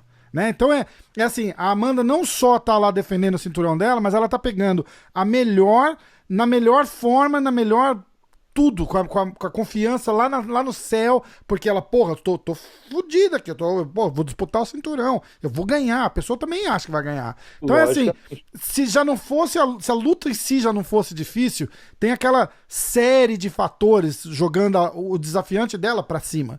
Né? Tipo, ó, você ganhou aí 5, 6 lutas, tá voando, vai lá disputar o cinturão. Agora é tua vez. Por alguma razão, ela tá ali por um merecimento, não é porque ela tem olho verde, azul, ou tem cabelo louro ou morena, não é nada disso, é porque ela, de uma certa maneira, ela mereceu estar naquela posição e não vai vir de uma maneira que, vou respeitar. Não tem essa de respeito, meu amigo. Eu quero o que é seu. É uma coisa que eu digo para todo mundo. A gente luta profissionalmente, mas é muito pessoal.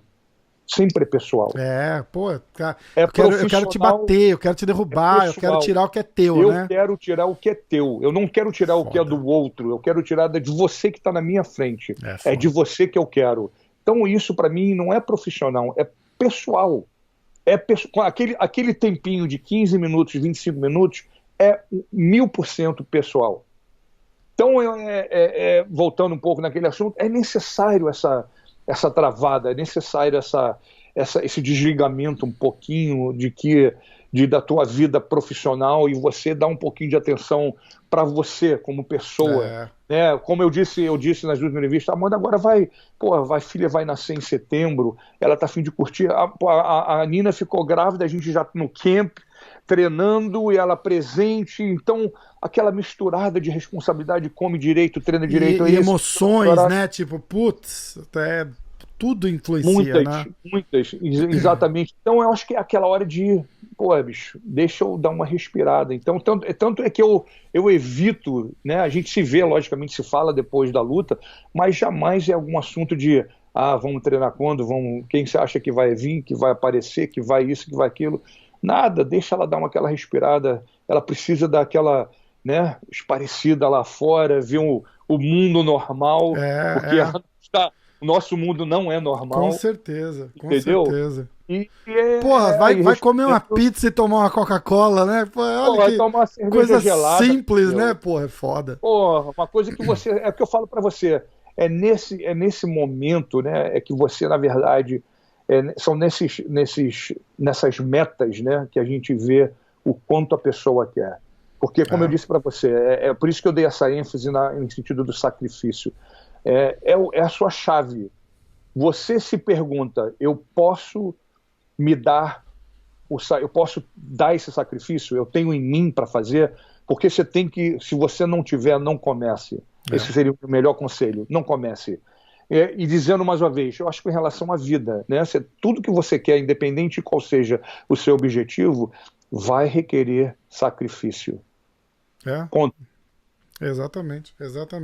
E são prazeres simples, né? A galera não entende às vezes, né? Tipo, coisa besta, assim, um atleta de alto nível, de alto rendimento, assim, ela não pode sair e pegar uma porra de um McDonald's pra comer se quiser, porque não dá, tem que manter a dieta, tem que manter o peso. Ou se faz, tem que ralar dobrado na semana, porque aí o peso subiu. Caríssimo. Putz, caríssimo, às vezes não vale nem a pena. Você não tem a mínima noção de quanto custa você sair da tua dieta, o quanto custa uma noite mal dormida, o quanto custa um problema dentro de casa, o quanto custa você não tem, é inexplicável. A combinação, né? Não que eu queira fazer dos outros esportes menos, não é isso. Até porque eu acredito que esportes individuais, eles vão exigir de você um certo sacrifício, até mais que os de grupo. Mas ninguém tá levando porrada na cara, coach. É menos, sim. O lutador, ele faz tudo que você possa imaginar e ainda sobra espaço para fazer mais um pouco. Entendeu? Ele nada, ele levanta peso, ele corre, ele puxa, ele estica, ele bate, ele ganha. Ele tem que... É praticamente como se eu dissesse para você o seguinte... Imagina, traduzindo de uma maneira popular, de uma maneira bem mais fácil para todo mundo entender, que a luta é sobre perguntas e respostas. Mas não é somente num tipo de uma língua. Eu vou montar uma frase que eu vou dizer para você, meio japonês, meio inglês, meio alemão, meio russo, e vou falar para você essa frase fluentemente. E você não pode se dar o luxo de falar... O que você falou mesmo, hein?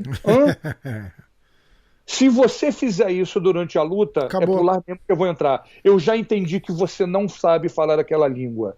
E isso é um vai e volta com uma velocidade fenomenal. Não é uma língua só, são diferentes línguas numa frase onde você tem que falar fluentemente, entender fluentemente e responder fluentemente. Então, se você não tiver estudo... E nisso, o que eu quero dizer, com sacrifício, dedicação, você vai chegar no meio da frase e falar assim, mas eu não falo russo, eu não falo alemão. Aí, meu amigo, já deu para você entender que é por lá mesmo que a gente vai entrar. Exatamente. E além de tudo isso, de todo o preparo, tem a hora da luta lá que o Joe Rogan faz uma analogia simples, mas eu acho perfeita, que é se você fez um zig e tinha que ter feito um zag, acabou a luta. Além de tudo, tem tudo isso, né? Tem o fator... Pensa rápido, calcula rápido, reage rápido. Tem o fator imprevisível, né, cara? Que é o que deixa tão exciting o esporte, né? Porque se você soubesse 100% do tempo que o Conor, ou a Amanda, ou o John Jones vai entrar lá e vai ganhar, foda-se, não precisa nem ver a luta, né? Você tem que ver aquele estresse. Conor, eu tava assistindo essa luta. A gente faz um quadrinho do programa que chama Encontro da Luta, que é uma versão brasileira do Fight Companion, que o Joe Rogan faz aqui, que ele leva os amigos e assim, a gente faz pelo Skype. A gente liga a luta, ficamos 3, 4 caras assistindo, batendo papo. E eu tava falando que a gente tava assim, pô, essa lutadora não é pra estar 5 rounds ali contra a Amanda, né, pô? Você vê que a Amanda não tá indo pra nocautear, ela meio... Eu cheguei a ver, eu posso estar enganado, eu vou rever a luta, mas eu cheguei a ver ela chegar numa posição meio que largar e resetar pra começar, e ficamos meio sem entender, todo mundo ali, né, assim, o que tá acontecendo? Aí, e eu notei, acho que no 3º round, ou no 4º round, a Amanda vai trocando com ela e ela com um sorrisinho do lado da boca, tipo, porra, tô adorando isso aqui. E eu falei, gente, olha... Eu fiz assim, ó, deixa eu só terminar. Eu falei assim pros caras, eu falei, bicho, olha a cara da Amanda agora. Isso é assustador. Isso é assustador. Que ela tá com um brilho no olho, que ela tá curtindo aquele momento ali de um jeito. E aí no final, na entrevista, ela fez assim... Não, eu queria fazer os 5 rounds pra mostrar que eu consigo lutar bem em 5 rounds. Eu falei, meu Deus, chegou nesse nível de competição, me fez lembrar o Michael Jordan. Eu acabei de assistir aquele documentário do Jordan, o The Last Dance, que ele se pegava momentos na partida, assim, pra ele mesmo se motivar sozinho ali. Tipo, o manager do Bulls gostava do jogador de defesa do outro time, ele tirava o jogo pra incomodar aquele cara, só pra mostrar que... E eu meio que senti isso na Amanda nessa última luta, do tipo, pô, eu vou ganhar, eu sei que eu vou ganhar do jeito que eu quero agora, que eu quero fazer 5 rounds pra mostrar. O que você ia acrescentar ou me corrigir aí? Não correção, mas somar no que você está falando, o que acontece? Primeiro de tudo, parte do nosso treinamento, que já, especialmente com ela, eu sempre exijo que ela não se estresse em qualquer situação. Ou seja, às vezes você pode se encontrar no momento da luta que você está perto de finalizar, mas esse estar perto da finalização pode não acontecer e começa a criar um resultado inverso. Ou seja, você começa a usar uma força a mais do que você deveria estar empregando para aquele momento. O que é o significado disso, traduzindo para resultado? Você começa a me roubar tempo e gás de outro minuto da luta. Você começa a me trazer para cá. Então, se eu precisar chegar lá, eu já vou chegar no negativo. Então, eu sempre falo para ela, se tiver presente e você tiver ciência, 1000% que está encaixado, que vai acontecer, use. Mas se você sentir que você vai ter um desgaste maior do que você deveria ter, não perca o domínio, que é mais importante ainda, mas deixa a situação ir. Ou seja, a descontração dela, somando com o cálculo, somando com a tranquilidade, a intimidade dela com aquele momento, parece que ela, como eu escutei antes, que ela estava debochando, que ela estava sendo arrogante. E não tem nada, de forma alguma. Não, relação do que você falou. Mas eu já tive outras entrevistas que eles perguntaram a mim, pô, mas ela está rindo porque ela estava achando que estava muito fácil. Não, é porque ela está num momento de curtição tão grande, de foi exatamente o que eu achei. Grande, que ela, se ela pudesse, ela fazia mais outro round. Foi isso que, pra mim, pelo menos, foi isso que transpareceu. Eu ainda comentei, tem registrado. Eu falei, gente, olha pra cara da Amanda agora. Eu falei, isso é assustador, cara, porque eu acho que tava no terceiro ou no quarto round. E ela tava ali, assim, com o olho brilhando e um sorrisinho maroto de lado, assim. Ela não tava escrachando. Ela só tava assim, tipo, puta, que legal tá aqui agora, sabe? Assim, tipo, tô na fazendo verdade, o que eu quero. É um momento pessoal feliz, entendeu? De estar curtindo. Porque muitas das pessoas, o que acontece? Elas querem pular um momento, elas querem entrar no cage e já entrar no final da luta com o braço levantado. Não tem como você fazer esse transporte, você tem que passar por todos os momentos, e ela curte todos os momentos, entendeu? Então é uma coisa que eu sempre junto com ela, a gente trabalha, não adianta você, teve situações na luta com a Felícia, que muitas das pessoas, porque tecnicamente a Felícia não é igual a Amanda. Não, eu concordo, a Amanda tem um nível técnico maior dela, mas ela se tornou perigosa. E se a Amanda não tomasse cuidado durante a luta, ela poderia dar um bote na Amanda e poderia causar uma situação que custasse a Amanda desse uma estressada. E você sabe, quando você se encontra na luta e você vê que você está perdendo, quando você entra naquela de que se dane, eu não tenho mais nada a perder, você se torna perigoso. É verdade. Você fica perigoso. Então, a gente sabia que quanto mais a luta chegasse para o final dos 5 rounds, mais perigosa a Felícia podia se tornar. Logicamente, a Amanda conseguiu mostrar dominância na luta, ela conseguiu neutralizar praticamente a Felícia, mas sempre sendo cautelosa, sempre tomando cuidado para não entrar, se pôr numa situação que não fosse necessária. E a frustração que deve causar lutar com uma pessoa igual a Amanda, né, porra? Porque, que nem você falou, porra, a Felícia é ruim? De forma nenhuma, porra. Number one contender ali. Ruim não é jamais. Só que a Amanda tá num nível tão acima que você fala, porra, como é que é possível um negócio Ela desse? faz parecer que é fácil, mas não é. Pô, Entendeu? Na verdade é porque, como eu disse para você, o nível de tranquilidade é alto, a calma é alta, ela tem noção aonde onde ela vai, o que ela quer fazer, onde ela vai se expor ou não. Então são uma série de coisas que combinado dá aquela, né, parece que ela tá, tanto é que quando eu sento com ela do quarto para o quinto round, eu falo para ela, olha só, minha filha, ela só tem uma chance só. Agora ela vai vir no pânico. Ela tem que, ela não tem mais, ela perdeu os 4 rounds de uma diferença enorme, então ela só sabe que ela tem 5 minutos para tentar fazer qualquer coisa. E ela vai vir naquela de eu não tenho mais nada a perder, é tudo ou nada. Vamos só tomar cuidado, não precisa você se estressar, mantenha a luta da maneira que você quer, eu quero que você domine e não se ponha em situação que a gente possa custar alguma coisa pra gente. Pode deixar. Essa é uma hora que eu, na minha ignorância da arte marcial, e se eu fosse o oponente chegando, que raramente a gente vê isso também, eu não entendo por quê, mas se fosse eu ali perdendo de 4 rounds, assim, absurdo, lavada, né? Tá goleada, é assim, tá 47, tá no acréscimo do segundo tempo ali. 7-1. 7-1, vamos lá. O que você faz? Eu começo o quinto round com aquela voadora do Verdun. Sabe? Vai pro tudo ou nada. E a galera não vai. Isso me deixa maluco. Eu vou te falar, cara, que eu não vou dizer pra você que de repente esse pensamento não ocorreu na Felicia, mas quem tá ali quem tá apanhando, pensa 2 vezes o quanto pode custar. É verdade. Ela de repente fala assim, eu não tenho mais nada a perder, eu vou tentar fazer essa luta aqui para chegar no final e vou perder na decisão, ou eu posso me botar numa posição de ganhar um nocaute, cair dormindo aqui na frente de todo mundo. Rola muito isso, né?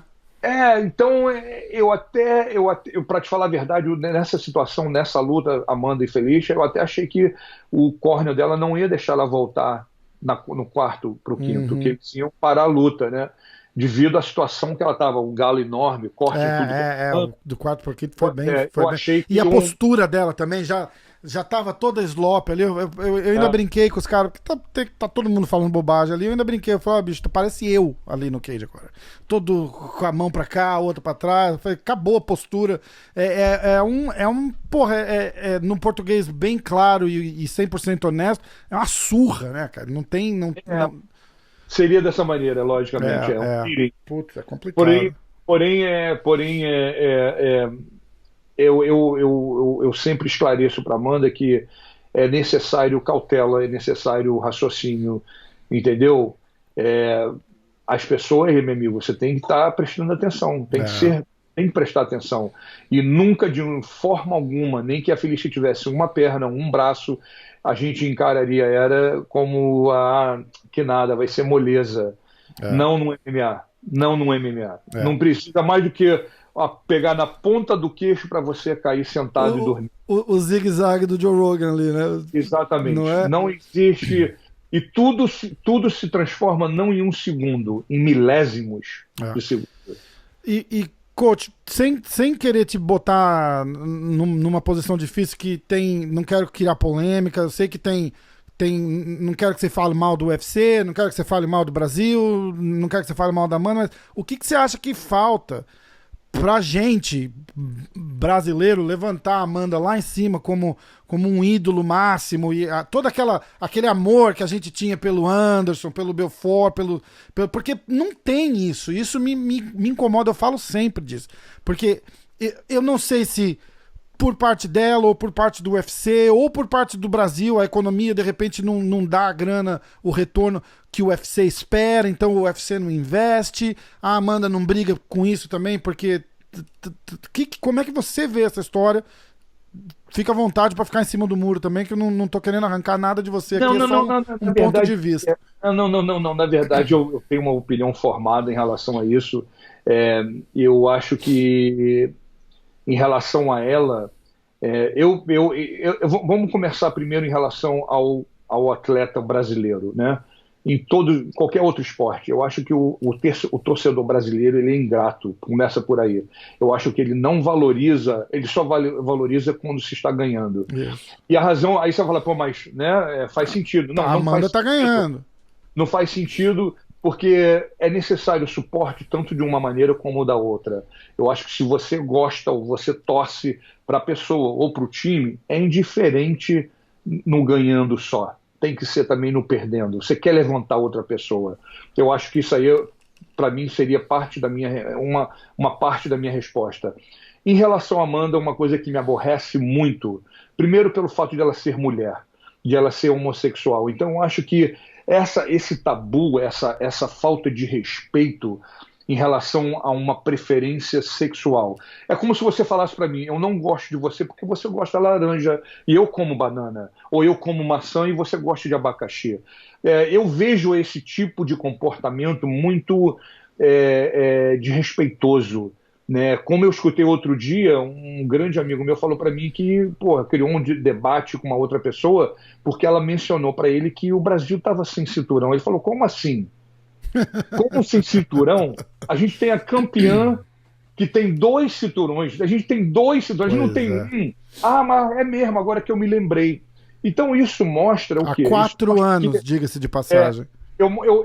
Da maneira que eu vejo, né, se eu fosse estrangeiro, eu não tivesse nascido no Brasil, as pessoas iam me criticar muito, porque tu nasceu aqui, tu não sabe. Pois eu sei. E eu sei que as pessoas, principalmente aí, julgam você pelas tuas preferências, não pelo aquilo que você faz. Eu acho que isso é completamente errado. Eu acho que ela merece muito mais do que é feito, do que é dito. Né? E eu não estou falando disso em relação... Eu sou suspeito, logicamente, mas eu vejo isso, eu vejo dessa forma. Eu vejo como a mídia brasileira, não, na verdade, generalizando todo mundo, mas a maioria se comporta. A Amanda Nunes começou a brilhar, começou a ser mencionada outro dia, enquanto tem muito lutador homem que fez 2, 3 lutas, fez e o nego põe na primeira página do jornal. Entendeu? Então eu acho que se você, na verdade, fizer uma comparação, tem outros países, aqui mesmo nos Estados Unidos, o nego tem uma admiração por ela fenomenal. Pois é, talvez mais do que no Brasil. Não é talvez. Tem. Esse talvez não existe, é porque tem, na verdade. E isso me incomoda porque me incomoda no sentido de que eu acho que ela deveria ser, no país dela, onde ela defende a bandeira, onde ela representa o Brasil, e ela não pede, na verdade, ela não é uma coisa que ela deveria pedir, não é uma coisa que ela deveria ser reconhecida sem princípio nenhum, sem a questão de ser ou não ser, de gostar ou não gostar, do que fosse. E eu acho que é uma coisa que acredito, quero ser otimista de achar que num futuro pode melhorar. Porém, o que é bom, e sendo de uma maneira bem modesto, que ela não se preocupa com isso. Ela faz o dela, ela mostra o trabalho dela. Se você gostou, se você não gostou, se você tem uma opinião em relação de ela ser mulher, ser homossexual, isso ou aquilo, é um problema seu. Isso não, ela não dá permissão a ninguém de incomodar ela. É uma coisa que, na verdade, eu admiro muito. Porque se você parar para pensar um minuto, não tem uma pessoa que nunca cometeu um erro, não tem uma pessoa que nunca gostou de uma coisa diferente, e nem por isso ela tem menos valor. É verdade. Né? A questão da preferência pessoal jamais deveria ser julgada ou ir até chegar perto disso por uma questão de que a gente gosta de coisa diferente. Isso nos faz diferente em quê? Só no que a gente gosta, mas não tira o nosso valor. Eu acredito que a Amanda, em muito pouco tempo, fez o que muita gente nunca fez e nem vai fazer. Então eu estava falando, eu tive o Marcelo Alonso no podcast semana passada, e a gente meio que acho que encerrou o programa falando um pouco disso. Dessa sei lá, é uma combinação, né, de coisas. Parece que a gente não abraça. Falei, quando é que a gente vai chegar naquele ponto que tem a Amanda Nunes, é a luta principal de um pay-per-view do UFC, e é mais uma noite de luta, assim. Quando é que vai chegar aquela hora que vira aquele buchicho, né? Que fala assim, vai ver a Amanda hoje? Vai ver a Amanda hoje? Vai ver a Amanda hoje? Como se fosse, entendeu? E parece que, no meu ver, apesar de todos os pesares, não rola, por parte do UFC, aquela promoção. Assim, a gente até falou da luta contra a Honda. Parece que a Honda ia lutar sozinha. Lembra? Completamente. E ela era a campeã e ela era desafiante. Ela era a campeã. Por uma questão de favor, nem de merecimento. De que a Amanda ia lutar contra a Honda era uma questão de favor. Estou lhe fazendo o favor de que você vai lutar contra a lourinha dos olhos azuis. Exatamente. E o que aconteceu em 48 segundos calou de todo mundo. Então é o que eu digo para você. E nem assim a gente fez ela explodir, né? Nem assim. Nem assim. Então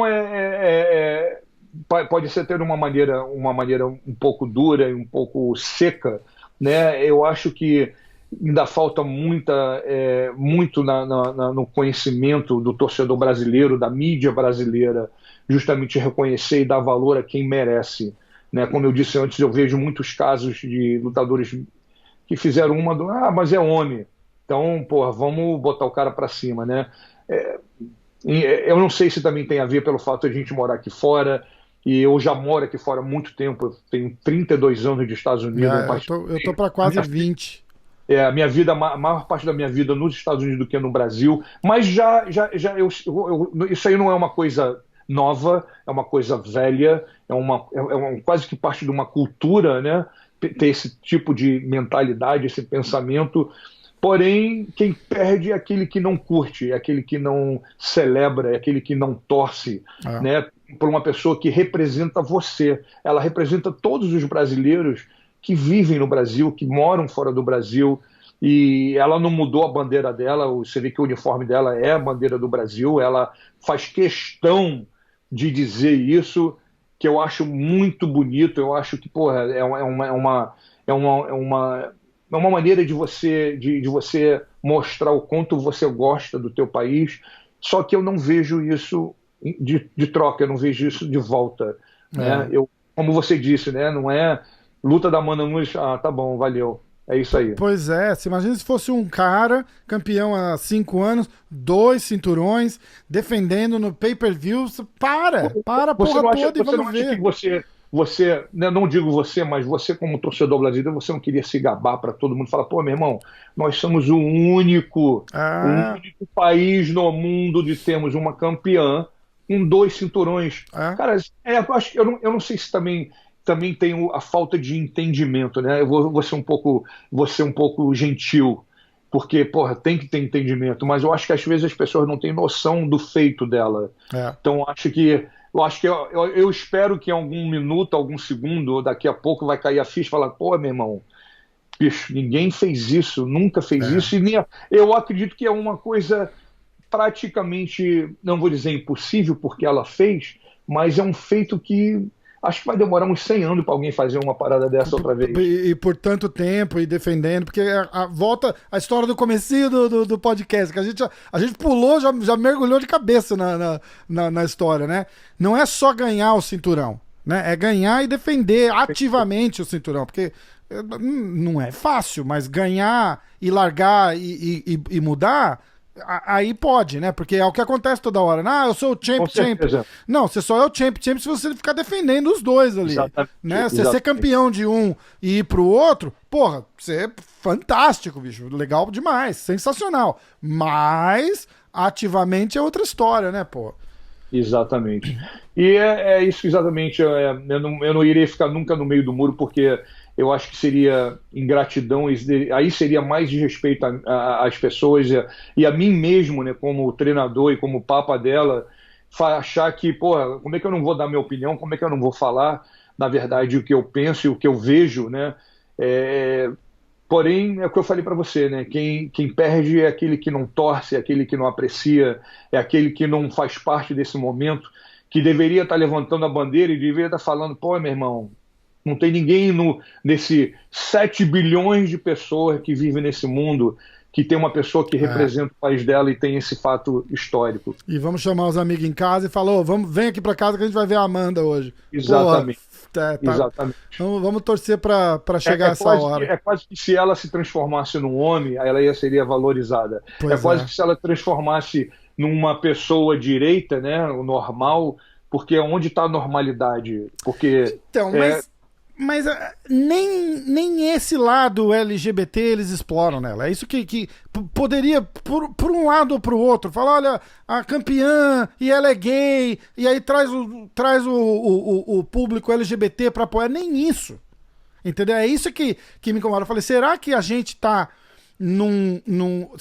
eu acho o seguinte, eu falei várias vezes aqui já, que eu acho que a gente chegou num low, assim, do MMA no Brasil. Apesar de ter e tal, não sei o quê, eu acho que o fato da gente não ter um campeão homem dominante, como Anderson, Aldo, porra, Barão, e vou esquecer de alguém aí, mas tudo bem, não sou historiador, só tô tentando botar o meu ponto de vista.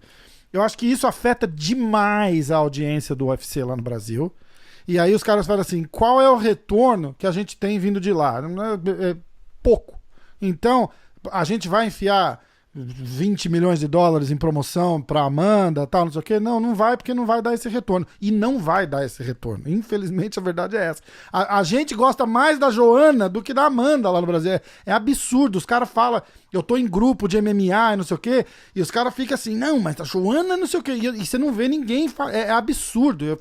Eu fico de cara, assim. Eu falo, cara, como é que uma história dessa pode? E não é porque ela é gay, não é por nada. Eu acho que falta aquele empurrão forte que quando o UFC quer promover alguém, que é o que eles Mas fazem. veja só, o único ponto que eu discordo de você é que eu não posso, de forma alguma, culpar só o UFC. Eu não posso culpar só uma. Não, e não eu acho que Eu eles não acho têm que o retorno pra isso. mas eu entendo, concordo, entre aspas, eu concordo, mas eu acho que o reconhecimento, simplesmente o reconhecimento, não é perto daquilo que ela deveria ter. Eu É, acho que eu vejo isso através de outras mídias, outros meios, e eu vejo que sempre existe mas se ela precisa fazer isso para ser reconhecida por causa disso, ela precisa fazer aquilo, mas isso não foi dessa maneira, foi fácil. Então, eu acho que é mais dessa maneira que eu estou dizendo para você, né? Eu é. não tô só botando meu peão na parte business, não estou botando a parte de investimento. Não, eu posso até concordar, eu até não sei de números, mas eu acho que o reconhecimento em geral mesmo, né? Eu acho que existe ainda, como existe essa mentalidade, né, brasileira de que a mulher não é vista num primeiro plano, ela não é vista como igual, ela não é, entendendo? É uma questão de sorte ou uma questão de sei lá de quê. É. Eu acho que é nesse ponto que eu acho que na verdade me incomoda mais, né? É onde você não precisa fazer nada a não ser falar, meu irmão, porra, cacete demais aí, tá entendendo? Porra, sentir orgulhoso. Entendeu? Eu acho que falta esse reconhecimento. Eu concordo, eu concordo. E acaba acarretando uma série de outras coisas. Exatamente. Eu também não tô culpando o UFC. Escuta, o UFC é um business, o pessoal gosta ou não. Eles vão botando dinheiro aonde dá dinheiro.